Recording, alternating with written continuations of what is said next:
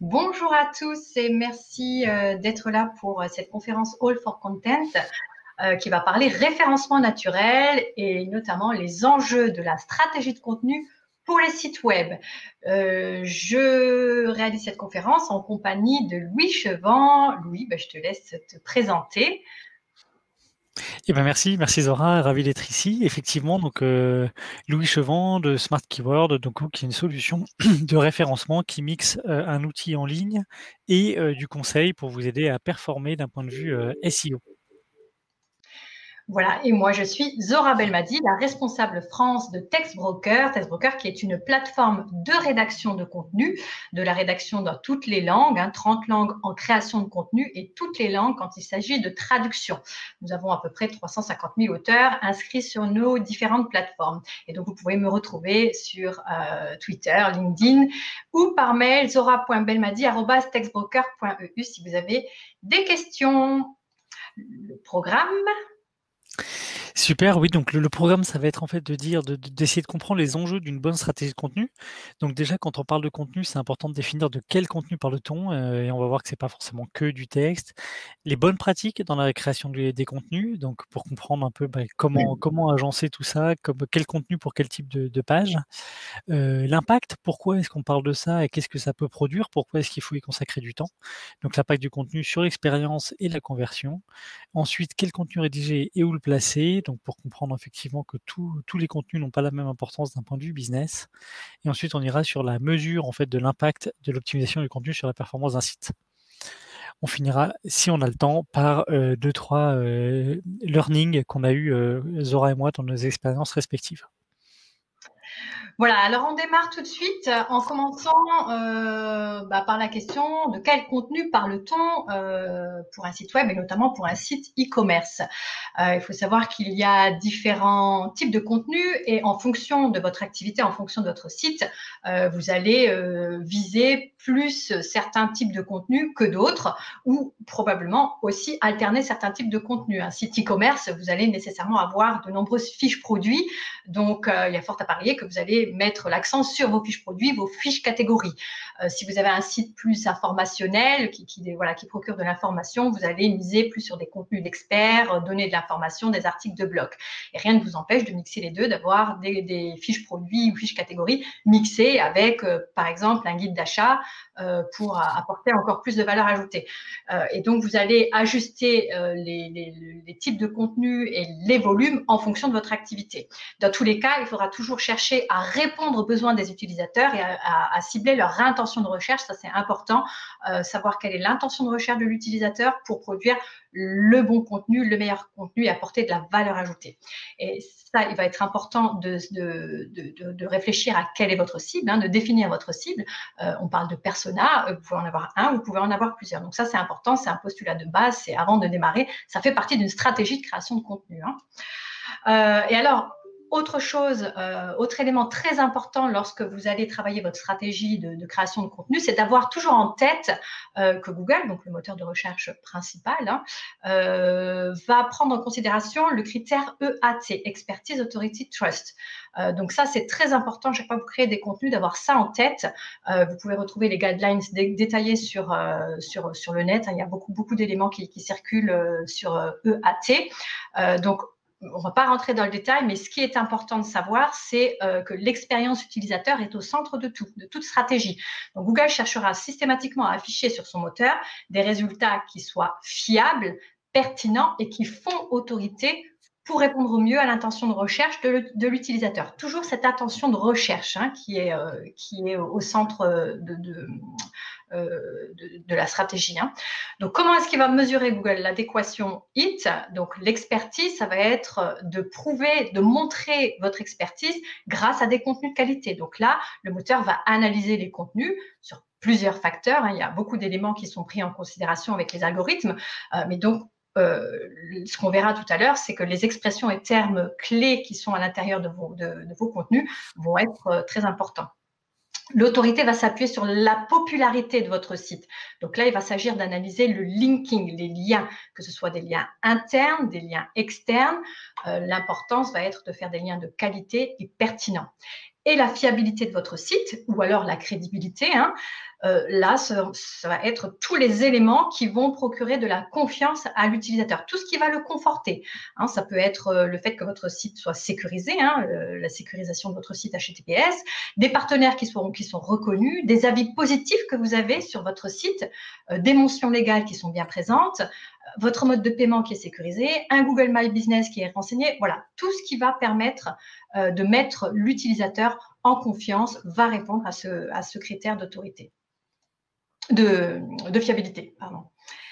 Alors, maintenant, paragraphe important, la création des contenus, et alors là, les bonnes pratiques. Ensuite, on rentrera dans les détails. Là, je vous donne les grandes lignes des bonnes pratiques de la rédaction de contenu. Ce qui va être important, c'est d'avoir des contenus qui sont régulièrement, alors soit des contenus existants mis à jour, soit des nouveaux contenus. Éventuellement, vous pouvez aussi prendre des contenus existants et les rendre non périssables. Ça peut être aussi une stratégie. Il y a déjà de quoi faire avec vos contenus existants, et puis ajouter des contenus régulièrement. Ça va en même temps donner des raisons à l'utilisateur de revenir régulièrement sur votre site, donc vous allez les faire revenir. Ça va être un bon point pour les moteurs de recherche. Et puis aussi le robot Google, plus vous mettez à jour vos contenus, plus il va venir crawler votre site. Donc c'est important d'avoir un site, vous montrer que vous entretenez votre site et vous mettez toutes les chances de côté pour avoir plus de visibilité sur vos pages et vos contenus. Le contenu doit être adapté et unique. Alors là encore, je me répète un petit peu, mais c'est important de savoir à qui on s'adresse pour adapter sa prise de parole, hein, que ce soit pour des fiches produits, catégories, articles de blog, un guide d'achat. C'est important de connaître sa cible. Et si on s'adresse à des jeunes, par exemple, on évitera d'être un peu trop formel. Si on s'adresse à des seniors ou une cible professionnelle, on va plutôt éviter les familiarités. On va soigner les titres, les métadescriptions, l'introduction pour attirer le lecteur et faire en sorte qu'il reste sur votre page. Et bien entendu, pas de contenu dupliqué, c'est une base, mais on en voit encore. Le contenu doit être attrayant et qualitatif. Comment? Eh bien, là encore, par rapport à votre style, à votre cible, vous allez adapter le style, le ton, et tout ça devra être clairement énoncé dans votre ligne éditoriale. La ligne éditoriale, c'est très important et ça doit notamment apparaître dans le briefing de rédaction. Alors, le briefing de rédaction, c'est une pièce maîtresse hein, quand vous créez des contenus. Que vous utilisez, que vous faites appel à des rédacteurs en interne chez vous ou à des rédacteurs externes, peu importe, vous devez toujours avoir un briefing de rédaction. C'est votre cahier des charges, le guide, la ligne de conduite à avoir. Donc, le style, le ton doivent être clairement indiqués dans votre briefing de rédaction. Pour avoir des contenus aussi attrayants et qualitatifs, c'est vrai qu'on se focalise beaucoup sur les mots-clés, mais si on sent beaucoup trop dans votre texte qu'il y a des mots-clés qui ont été insérés, ça enlève le côté fluide, ça retire de la lisibilité du contenu. Donc, il faut que ce soit fait. Certes, il y a des termes importants à placer, des expressions importantes à placer, mais avec un minimum de subtilité. Donc, le faire en finesse. Hein. Autre élément important dans les contenus, mais il faut que ce soit pour que ce soit attrayant et qualitatif. Si vous avez la possibilité de mettre une petite touche de storytelling, faites-le. Voilà, c'est pas toujours possible, mais dans les contenus pour lesquels c'est possible, ne pas hésiter à mettre une petite dose d'émotion parce que c'est ce qui fait rester le lecteur. Hein, s'il ressent des choses en lisant votre texte, voilà, qu'il y a de l'émotion, il y a fort à parier qu'il va rester plus longtemps sur votre site.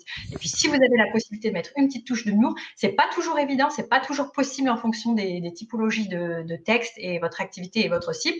Mais si la possibilité est là de mettre un petit peu d'humour, pourquoi pas, ça rend le contenu attrayant et qualitatif. Alors, la pyramide inversée, là encore une base quand on travaille dans la rédaction, c'est de toujours, et en SEO c'est encore plus valable, hein, c'est de toujours parler en premier des choses les plus importantes. Donc de bien situer, répondre à toutes les questions, quoi, où, qui, quand, comment, etc. Enfin vraiment les éléments importants toujours en haut de l'article. Et les termes importants et les termes clés en haut du contenu et petit à petit descendre pour travailler les détails du texte. Voilà, un élément encore important. Autre chose, avoir des contenus qui puissent être lus partout, que ce soit sur desktop, tablette, smartphone, peu importe où et d'où on consulte le contenu, il doit être lisible. Hein, et donc, il faut quand même s'assurer, même aujourd'hui, il y a des sites qui ne sont pas responsives, donc voilà, faites en sorte d'avoir au moins un site responsive, c'est le minimum. Et donc, segmentez toujours vos articles de manière à ce que les éléments soient bien visibles en haut de la ligne de flottaison, qu'on soit sur tablette ou sur smartphone, hein, que ça reste lisible. Si vous travaillez à l'international, donc là encore, il y a des choses à faire, à ne pas faire. Au niveau de la recherche des mots-clés, par exemple, on voit encore beaucoup trop de clients qui font une recherche, une traduction des mots-clés français vers les autres pays. C'est pas bon. Enfin, ça peut marcher de temps en temps, mais pas tout le temps. Donc, il vaut mieux toujours travailler avec une recherche de mots-clés localisée. Donc, soit vous avez une agence SEO ou un expert SEO qui a les capacités de travailler avec des natifs pour avoir une recherche de mots-clés localisée, soit vous faites appel à une agence qui soit locale et qui vous permettra d'avoir vraiment une vraie recherche de mots-clés localisée dans le pays. Idem pour la traduction de votre site. Si vous devez faire traduire votre site, donc vous allez privilégier la création de contenu directement dans la langue étrangère ou alors une traduction, mais qui soit un mélange entre une traduction et une création de contenu. On appelle ça de la transcréation. Mais dans tous les cas, il faudra faire appel à des auteurs ou des éditeurs qui soient natifs, peu importe où ils sont localisés. Hein, ça peut être des personnes qui sont basées en France, mais il est important que leur langue maternelle soit la langue du pays que vous visez. Donc des natifs, ça c'est important. Et si vous hésitez, si vous pensez que non, vous n'avez pas forcément la bonne personne, vaut mieux ne pas faire. Soit vous faites avec la bonne personne, avec des personnes natives, soit vous ne le faites pas. On me demande aussi souvent au niveau des traductions automatiques, est-ce que c'est efficace ou pas? Globalement, moi je réponds non, sauf si les contenus le permettent. Par exemple, si vous avez des contenus qui sont plutôt des énumérations, des éléments courts à traduire, oui, ça peut être fait en traduction automatique. Maintenant, si vous avez des contenus d'experts, des articles vraiment poussés, il y a des chances que le résultat soit vraiment pas optimum. Et encore, un élément qui n'est pas à faire, c'est de ne traduire que certaines parties de votre site en vous disant je vais traduire uniquement tout ce qui concerne mon panier d'achat. Donc non, vaut mieux ne rien traduire du tout que traduire que des morceaux du site. Donc ça, c'est si vous travaillez à l'international. Hein. Et quand vous avez donc compris tout ça, hein, que vous avez créé des bons contenus qualitatifs, etc., après, il va falloir quand même faire parler de vous et donc asseoir votre notoriété, votre autorité en diffusant ces contenus sur les réseaux sociaux. Là encore, il ne sert à rien de vouloir tout faire et de vouloir être partout, présent partout. Il vaut mieux cibler les réseaux qui sont les plus importants pour vous, là où votre cible se trouve. Ça, c'est important, bien connaître sa cible, savoir où elle est, qu'est-ce qu'elle consulte, sur quel réseau social elle va être, et donc de miser prioritairement sur ce réseau pour diffuser votre contenu. Pourquoi pas aussi faire appel à des influenceurs, ça marche bien dans certains secteurs d'activité. Voilà, profiter de la notoriété des influenceurs pour faire parler de vous, de vos produits, de vos services, voire même former en interne ou désigner en interne des personnes qui vont être un petit peu ambassadeurs et qui vont pouvoir parler avec expertise de vos contenus, de vos produits et de vos services. Hein. Et enfin, une stratégie de lien qualitatif, on ne rentre pas dans les détails ici parce que ça pourrait faire l'objet d'une conférence à part entière, mais voilà, une stratégie de lien, les liens, on sait que c'est important avec des liens de qualité et qui vont vous permettre d'asseoir votre autorité, encore une fois. Donc là, on va passer, je vous ai donné les grandes lignes, un peu de théorie, maintenant on va passer sur des exemples concret parce que on en a beaucoup et oui, je pense que là, toi, tu as de quoi faire au niveau des exemples. Hein. Carrément, merci Zora, et merci beaucoup pour toute cette belle introduction. Du coup, je vais effectivement donner quelques exemples concrets de type de contenu et d'essayer d'expliquer sur des exemples en fait ce qu'a expliqué Zora sur l'aspect un peu quel contenu pour quel type finalement de catégorie. Si on prend des exemples de site e-commerce, une page catégorie, ou c'est pas le même niveau qu'une page produit ou qu'une page de contenu d'expertise. Donc l'idée, c'est de voir ça sur des exemples et de comprendre justement, typiquement dans le cadre international, qu'est-ce que je traduis peut-être automatiquement et qu'est-ce qu'il faut absolument pas traduire automatiquement parce que c'est du contenu qualitatif. Donc, je vais commencer par un exemple tout bête sur des fiches produits. Très très souvent, en fait, les sites sont assez pauvres sur les fiches produits parce qu'on en a beaucoup et on n'a évidemment pas le temps de tous les modifier à la main. Donc l'idée, c'est que là, j'ai pris un exemple sur des Apple AirPods qui pourtant sont des produits hyper quali, qui coûtent très cher. Et en fait, on voit que même des sites comme Cdiscount ou la Fnac, en fait, ont récupéré le même contenu finalement qui a dû être d'ailleurs traduit automatiquement de l'anglais, qui devait être au départ fourni par Apple, quoi. Donc l'idée, c'est que peut-être qu'eux, ils n'ont pas le temps parce que de toute façon, ils ont un catalogue de millions de produits. Peut-être que vous, si vous les vendez, ça vaut le coup justement, vous pouvez vous différencier en donnant plus d'amour en fait à ces pages-là, parce que vous voulez justement qu'elles aient un plus. Parce qu'il faut bien se dire en gros, sauf si vous êtes vous-même Cdiscount ou la Fnac, que d'un point de vue SEO en tout cas, à ISO fiche produit, si vous avez tous les mêmes parce que vous revendez tous les mêmes Nike Air ou la PlayStation 5 ou des AirPods, en gros, ben, il va privilégier le gros parce que dans le doute, il préférera le site qui a le plus gros trust. Donc en gros, du coup, réfléchissez bien pour ne pas dire toutes mes fiches produits, par exemple, sont faites automatiquement, mais pour se dire par exemple très souvent que peut-être en fait 20% des produits font 80% du chiffre d'affaires et donc peut-être que sur cela, ça vaut le coup d'y apporter un peu plus d'amour. Typiquement, quand on prend en fait le même produit sur un site e-commerce américain, là on se rend compte que c'est Best Buy. Là, la fiche en fait, elle a des avis, elle a des vidéos, elle a des people also ask en fait, quasiment sur la fiche produit elle-même. Elle a du contenu personnalisé. Donc en fait, c'est pas parce qu'on est gros qu'on n'a pas le temps, ça dépend juste en fait de ce qu'on priorise. Donc vraiment, voilà, des fiches produits ici, et vous voyez que là, ils ont 28 000 avis en fait avec des questions différentes, des experts qui donnent des avis, etc. 409 questions répondues. C'est évidemment un exemple, tout le monde ne peut pas faire ça, mais ça vous donne un peu une idée sur qu'est-ce qu'on peut faire. De la même manière, en fait, il y a des sites comme Vanity Planet qui vont arriver à se dire comment je fais en fait pour mon produit, pour avoir du contenu, même si en fait foncièrement c'est une page produit et voilà, c'est juste un mascara.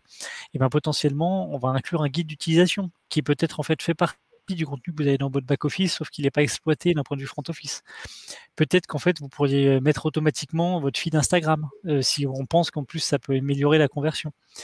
Ou peut-être, comme on le disait à l'instant, qu'en fait sur un produit qui fait partie de vos top produits, vous pouvez faire appel à un service comme Textbroker pour dire là j'ai envie d'avoir 300 mots hyper sexy sur ce contenu qui me différencieront d'ailleurs de toute la concurrence. Sur des pages de listing, là l'idée, ce qui est un peu différent, c'est qu'en fait, donc c'est des pages de listing, c'est des pages de catégorie.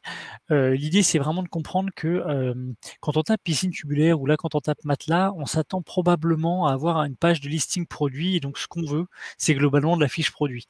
Donc en fait, en fonction du produit qu'on regarde d'ailleurs, potentiellement le contenu, c'est plus du contenu image. Si je cherche dans la mode une robe rouge de soirée, je vais juste avoir envie de cliquer dessus si la robe elle me plaît. En fait, je me fiche de la description. Par contre, en fait, avant d'acheter une piscine, c'est un peu l'achat d'une vie, ma piscine, en fait, donc je vais probablement tout lire pour tout comprendre. Donc il faut essayer justement d'avoir cette finesse d'analyse sur, en fait, quel type de contenu mérite, quel type de produit, pardon, mérite du contenu ou pas. Ensuite, justement, alors là, c'était un exemple d'un client qui s'appelle Teddy Bear, qui travaille du coup, qui vend notamment des matelas en ligne. Où là, ce qui est assez intéressant, c'est qu'en fait, ils vendent des matelas ou des oreillers comme à peu près la terre entière, au sens Cdiscount, Conforama, But, etc., etc. Sauf qu'ils sont beaucoup plus petits. Donc, comment se différencier? Et ben, peut-être que du coup, ils vont se différencier en faisant une fiche produit qui est absolument exceptionnelle par rapport en fait à des fiches produits qui existent chez Cdiscount. Donc, typiquement ici, ils vont travailler en fait les avis clients, ils vont avoir une vidéo sur le contenu, ils vont expliquer leurs différences, ils vont avoir une fiche technique hyper détaillée. Et donc, c'est ce qui fait que, si vous voulez, si je me balade en 1 seconde, en fait, quand je vais taper matelas, hop, ici, je vais vous montrer du coup la page, par exemple, d'un Teddy Bear et la page, par exemple, d'un But. Alors, ici, en fait, on a une page, vous voyez, avec beaucoup d'images, très illustrées, très soignées, une histoire, comme disait Zora tout à l'heure, il y a de l'émotion qui peut se dégager, il y a de l'envie, enfin, ça va en gros, on est sur quelque chose, en fait, où vraiment on voit que là, c'est dynamique, on m'explique plein de choses, il me dit qu'il est pratique et responsable, enfin, vous voyez un peu l'idée. Et d'ailleurs, en termes de métriques on-site, on voit que les gens passent en moyenne 5 minutes, en fait, sur cette page-là. Alors qu'en fait, si je prends finalement l'équivalent chez un site, voilà ici donc, c'est but, mais ça pourrait être à peu près n'importe quel gros site e-commerce. Je prends une fiche produit en détail. Là, j'ai une fiche produit où globalement j'ai 2 petites phrases qui me résument, le truc, mais surtout en argument prix avec un moins 40 et le côté: «Vas-y, achète, achète». Donc ça marche aussi, s'ils le font, c'est probablement qu'ils s'y retrouvent, mais c'est pour ça qu'il faut pouvoir décider, vous, de votre côté, qu'est-ce qu'en fait vous voulez valoriser, qu'est-ce qui est réalisable ou pas. Donc voilà, ça c'est important que en tout cas d'avoir en tête que tout n'est pas forcément faisable, mais qu'on se pose la question. Heu, Après il y a le contenu édito. Donc Zora a parlé du fameux EAT de Google qui est le nouveau triptyque, hein. L'idée, c'est qu'en fait, il veut que vous soyez expert de votre domaine. Donc par exemple, là, on travaille avec Leclerc sur leur site de parapharmacie. Et ben, ce qu'ils vont aimer, en fait, enfin ce que Google va aimer, mais vos utilisateurs aussi, c'est que finalement, l'article puisse être rédigé peut-être par un pharmacien directement ou un expert du domaine. C'est-à-dire que ça ne sera pas juste quelqu'un à qui on a à qui voilà, on a dit: «Bah, écris 300 mots, sans rien comprendre», mais que vous choisissiez. D'ailleurs, un service comme Textbroker aussi vous permet de choisir des rédacteurs qui sont spécifiques en fait à leur domaine d'expertise. Donc là, l'idée, c'est qu'en fait, vos articles apportent vraiment de la valeur et entre guillemets, Google est devenu de plus en plus malin avec ses releases récentes. Alors évidemment BERT, mais il y a encore d'autres releases qui comprend maintenant les sous-paragraphes, si vous avez vu ce qui s'est passé en fin d'année dernière. L'idée, c'est qu'en tout cas, on peut pas lui faire l'envers, il sait ce que c'est que du bon contenu et c'est pas juste une histoire de mettre les bons mots-clés aux beaux endroits. Donc, en un mot, en fait, ben, produisez du bon contenu si vous pensez que là, c'est pertinent là-dessus. Et après, évidemment, hein, là, on parle beaucoup du contenu avec un focus SEO, mais du bon contenu tout court, ça peut être utile parce que si vous en êtes fier, vous allez peut-être le diffuser sur les réseaux sociaux, dans votre newsletter, et cetera. Donc il ne faut pas le voir que comme du contenu SEO. Alors sur un mix édito marchand, moi ce que j'aime bien, hein, quand je m'inspire, m'inspirer en fait des sites de voyage qui ont vraiment beaucoup d'avance en termes de contenu et de SEO par rapport à, souvent aux sites e-commerce, on va dire, actuels. C'est parce qu'eux, ça fait un bail qu'ils font du contenu et en gros et souvent ils arrivent hyper bien à mêler le contenu purement transactionnel, du contenu très édito et un super exemple là-dessus, je trouve c'est Evaneos qui va arriver en fait à nous mixer, si vous voulez, du contenu qui permet de se dire: «Oh là là, j'ai envie d'aller faire ce road trip» et cetera, même si c'est une fiche produit, mais c'est en fait, j'ai envie d'y aller et qui vont aussi mixer tout un tas de contenus 100 éditorial sur qu'est-ce que c'est que le vocabulaire pour partir en Croatie, le que voir, le comment, le pourquoi et cetera et qui permet en fait finalement de me balader comme je pourrais me balader sur Wikipédia parce que en fait, je vais passer d'un article à l'autre en me disant: «Tiens, quel budget?» et cetera. Sachant que dans tous les cas, c'est pas complètement des poètes, ça va se mêler, mais assez naturellement avec du lien en fait vers du contenu, transactionnel. Où là, je vais me retrouver sur un circuit où je vais être invité évidemment à faire un devis si je veux. Donc c'est hyper important en fait de se poser la question effectivement de la cohérence du contenu édito versus le contenu transactionnel. Parce que souvent quand on a un site e-commerce, on a planqué un blog à côté et en fait on a l'impression que c'est de l'édito, qui convertira jamais et donc on a du mal à investir dessus. Mais il faut voilà, faut avoir en tête que c'est qu'une question en fait d'intégration et de comment, le mêler assez bien à ça.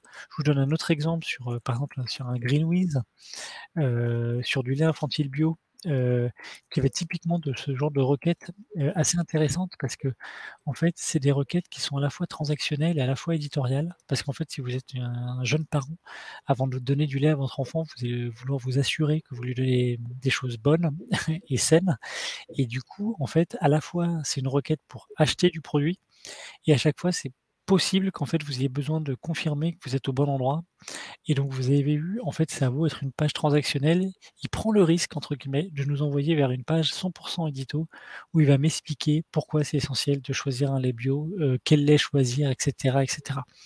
Donc en fait, il prend un risque sur le côté, je suis sur une page transactionnelle, il m'envoie sur une page produit mais s'il le fait, c'est aussi peut-être parce qu'il sait que de toute manière, vous allez vous renseigner avant d'acheter. Donc autant que vous vous renseignez chez lui plutôt qu'en fait, vous alliez taper la requête dans Google et que vous filiez ailleurs. Après, alors évidemment, hein, l'idée, c'est que d'un point de vue SEO, les contenus, c'est que ça peut être assez cool voilà, de les partager de façon, enfin, il n'y a pas que, le SEO Google, entre guillemets, même si ce qui est super, intéressant aujourd'hui, c'est que Google est devenu assez malin pour comprendre les signaux des réseaux sociaux. C'est-à-dire qu'ici, par exemple, un site comme Bergamote par rapport à Interflora, donc Bergamote qui fait de la livraison de fleurs, comme un Interflora. finalement, la marque est peut-être 6 fois plus petite, sauf qu'elle a 6 fois plus d'abonnés sur Instagram et Google va pouvoir être conscient de cette notoriété et du coup se dire: «Tiens, bah, les gens recherchent ça», notamment via du coup ce qu'on appelle le trafic marque et donc du coup, tout ça, ça va avoir des facteurs indirects sur votre classement parce que Google veut servir aux gens ce qu'ils ont envie d'avoir. Donc votre notoriété, typiquement de marque qui peut travailler ici comme de la pub métro, comme l'a fait Teddybear et ben, en fait, c'est un impact indirect sur votre SEO. Je crois qu'il nous reste peut-être une petite dizaine de minutes, donc Zora, n'hésite pas à m'interrompre, hein, parce que le temps va passer vite. Heu, donc Ok. sur l'impact du coup de l'optimisation de contenu, pourquoi le faire? À quoi ça sert? Du coup, je vais te laisser la Alors, parole. l'impact de l'optimisation du contenu, voilà, sur l'expérience de l'utilisateur et la conversion. Alors, quand on parle d'optimisation, on parle de la première étape déjà, qui est la recherche et l'analyse des mots-clés qui vont être les plus pertinents, mots-clés. Et donc, moi, je vais introduire encore une fois des notions un peu théoriques et tu pourras illustrer brillamment derrière Louis. Donc, c'est vrai qu'il faut déjà faire une distinction entre les requêtes qui sont informationnelles ou transactionnelles pour produire et pour trouver les bons mots-clés. Est-ce que je vais viser plutôt un achat de la part de l'utilisateur ou alors est-ce que je vais viser des mots-clés qui vont lui apporter de l'information, savoir comment changer un peu, comment ci, comment ça. Voilà, hein, des requêtes où on recherche de l'information ou des requêtes où on recherche à acheter un produit, on va avoir des termes utilisés qui seront différents en fonction de l'intention. Idem, on va pouvoir aussi distinguer, et là ça va être entre des mots qui sont cherchés par les utilisateurs dans le moteur, hein, ils vont taper certains termes qui peut-être ne vont pas être appropriés à votre image de marque, et donc vous allez essayer de cibler ces requêtes tout en produisant un contenu qui reste professionnel, hein, il y a une distinction à faire. Donc là c'est un peu des pirouettes de rédacteurs, c'est leur travail au quotidien. En tout cas, c'est intéressant, vous, de savoir quels sont les termes qui sont utilisés par les utilisateurs pour trouver telle ou telle information, tel ou tel produit. La notion aussi de mots-clés de longue traîne, et on parle de plus en plus aussi de mots-clés de moyenne traîne. Donc la longue traîne, ça va être des utilisateurs qui vont chercher quelque chose de très spécifique, hein, chaussettes de ski imperméables rouges, par exemple. Donc là, on est sur de la longue traîne, mais il peut aussi y avoir des mots-clés de moyenne traîne qui peuvent être intéressants à creuser.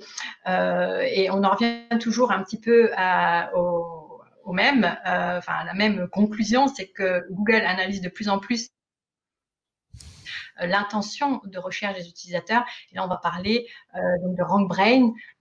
Louis, peut-être que tu peux nous illustrer ça avec tes Oui, exemples sur je vais aller très, très RankBrain. vite effectivement. Non, l'idée c'est qu'en un mot, en fait, il faut répondre à la question au sens où en fait, même si on arrive pas avec la bonne optimisation, SEO à positionner un contenu en fait, qui ne répondrait pas directement, en fait, là où Google analyse les résultats des pages en fait et de l'interaction surtout qu'ont les utilisateurs avec les résultats, c'est que ça en fait, ça sera pas bénéfique parce qu'en gros, il va cliquer, il va analyser que si à chaque fois que l'utilisateur clique sur votre page, il revient sur la page de Google après ou qu'en fait, voilà, il sort de la page avant moins de 30 secondes ou et cetera. Enfin bref, que le contenu ne lui convient pas et ben, en gros, du coup, il va comprendre que votre page, en fait, n'est pas bonne et du coup, il va finir par remonter des contenus plus pertinents. Donc l'idée, c'est effectivement, c'est comme disait Zora, c'est de bien comprendre, en fait, le bon contenu pour la bonne intention, en fait, et voilà, nous, très souvent, l'erreur qu'on voit, c'est le fait d'essayer de positionner des requêtes, enfin, des pages transactionnelles sur des requêtes informationnelles. Donc par exemple, je tape financement participatif. Si je vois qu'il y a du Wikipédia sur la première page, c'est très, très probablement que les gens cherchent à se renseigner sur qu'est-ce que c'est une définition. Si vous essayez de vendre votre solution de financement participatif là-dessus, il y a une chance sur 2 qu'en fait vous vous plantiez parce qu'en fait c'est pas ce que les gens cherchent. Donc c'est voilà, c'est ça dont il faut être bien conscient et donc ça pour le faire simplement, hein, je trouve que la meilleure solution, c'est souvent de dire, bah, googlez votre mot-clé pour regarder ce qui sort. Quand vous regardez du coup, je vais le montrer simplement, hein. Si vous googlez un mot-clé comme par exemple, chaussures femmes, vous allez voir très rapidement qu'en fait, la tête de la page de résultats de Google savez que c'est transactionnel en 1 seconde parce qu'il y a 4 résultats SIA, des résultats Google Shopping, du résultat Maps et ensuite du résultat en fait site e-commerce. Et que si vous regardez, vous cliquez sur les 2-3 premières liens, vous verrez que ça serait que des sites de listing de produits. Et donc du coup, en fait, vous avez une réponse à votre question sur le fait que là, les gens cherchent à acheter. En tout cas, c'est ce que Google a interprété de la requête. Je te rends la parole, Zora, parce que je pense qu'il faut qu'on accélère. Il nous reste 5 minutes. Zora, tu m'entends? Allô, Zora? Zora, tu es toujours là? Écoutez, dans le doute, dans le doute, j'avance. Donc oui, l'idée de ce que voulait dire Zora ici, c'est qu'en fait, il va y avoir pas mal de mots-clés souvent qui se positionnent en fait à partir de la page 2 ou de la page 3, de la page 4, voire de la 5e page. Souvent, c'est des contenus un peu dormants, mais quand on analyse en fait le SEO de votre site, on se dit, ben tiens, est-ce que ça vaut pas le coup de... Ah ben tiens, Zora, je commençais à expliquer ta slide puisqu'on t'avait perdu. Je te laisse du coup expliquer ça. Et pour info, je vois que on a Je vais commencé aller à vite. dépasser le temps. Donc en fait, il nous Voilà. reste 3 minutes top chrono. Ouais, allez, on va accélérer vite là, sur cette slide. Donc l'idée, c'est tout simplement de dire que dans la recherche des mots-clés, il y a des choses à faire en analysant simplement vos positions et en gardant tout ce qui est au-dessus de la position 10, voire au-dessus de la position 20. Il y a des termes qui pourront être intéressants à creuser de manière à remonter rapidement certains contenus ou créer, combler le gap de manière à remonter ces contenus. Donc des fois, avec une petite analyse qui est simple à faire, vous pouvez rapidement gagner des positions en travaillant ces requêtes. Inspirons-nous de la concurrence. Oui, il y a aussi des données précieuses à tirer de la concurrence. Donc là, c'est pareil, je vais donner un exemple rapide, c'est anonymisé. Donc là, c'est un site qui était positionné en 50e position et qui s'est comparé à un site en 4e et en 5e position. Et donc, on peut retirer des éléments, par exemple la longueur des mots, la présence de liens, la présence de titres, de listes à puces, etc., qui vont être présents dans les contenus des concurrents et absents dans les vôtres. Donc, cette analyse va vous permettre de combler l'écart et aussi d'alimenter votre briefing de rédaction pour les rédacteurs en leur disant clairement voilà ce qu'il faut améliorer. Et donc, cette analyse des données des concurrents vous procurera fort probablement un meilleur positionnement des contenus. Donc, ce serait quand même dommage de passer à côté. Oui, tout à fait. Donc l'idée, ça, je passe très vite, c'est qu'effectivement, en fait, il y a tout un tas d'outils SEO. Ici, il se trouve que c'est le nôtre et qu'évidemment, c'est super. Mais l'idée, c'est qu'en fait, vous pouvez en SEO, ce qui est assez sympa, c'est que les données sont, j'allais dire, semi-publiques, au sens où on peut tous googler en fait ce qui se passe sur les mots-clés qui nous intéressent et donc comprendre ce sur quoi les concurrents sont positionnés. Et donc les outils SEO vont souvent vous proposer, par exemple, de regarder les meilleurs mots-clés de vos concurrents pour se dire, bah, tiens, attends, comment ça se fait que, par exemple, il est 10e là-dessus et que moi, je suis au-delà de 100, qu'il est 3e là-dessus et que moi, je suis à la rue, etc. Et ça vous permet aussi de prioriser peut-être les contenus que vous voudriez rédiger parce que ça va particulièrement vous énerver qu'un concurrent soit devant vous sur telle ou telle requête. Et Zora, ce que je te propose, c'est peut-être de s'arrêter ici parce que vraiment, on va se faire disputer dans la foulée. Si tu veux finir avec cette slide très pertinente.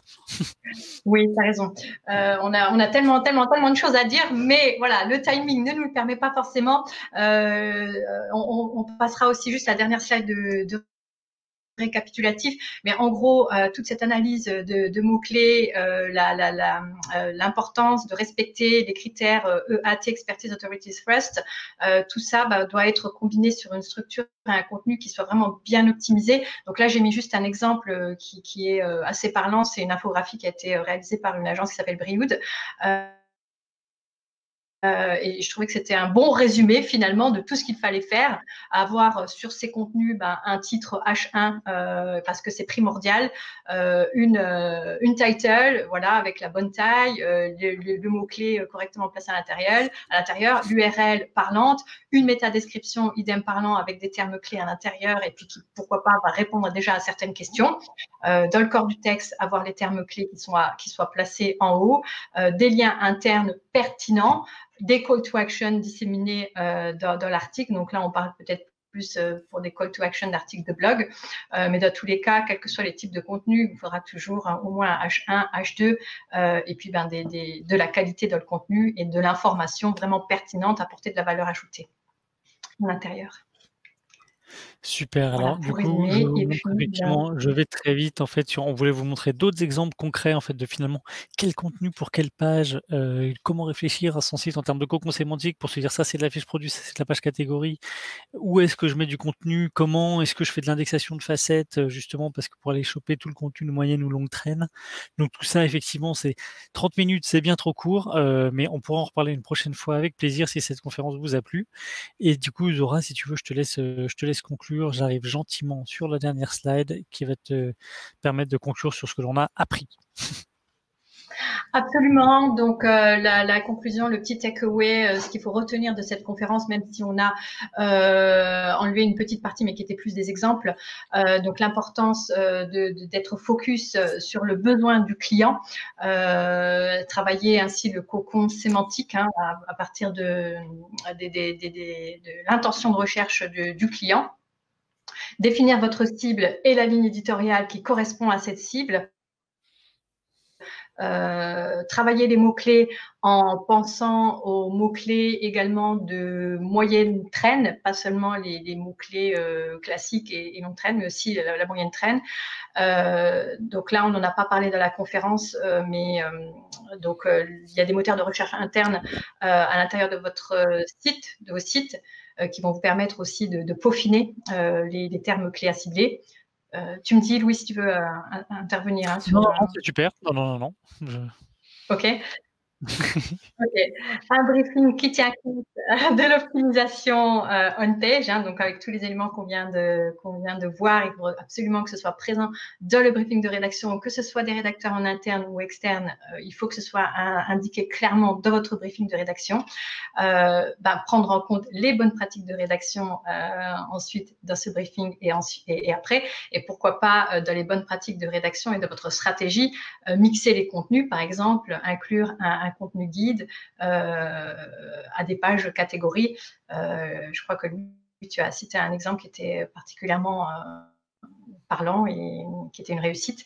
Diffuser les contenus sur les réseaux sociaux ciblés, avoir un netlinking qualitatif et enfin mesurer les résultats, voir ce que ça produit et toujours ajuster en fonction Et ben, c'est des super. résultats. Et effectivement, du coup, pour la mesure des résultats, Merci on beaucoup. peut trop vite. Merci à tous de nous avoir suivis. Merci Louis. Merci Zora, c'est toujours un plaisir. All for Content 100% digital, une production Dot Events et Broadcast Associés.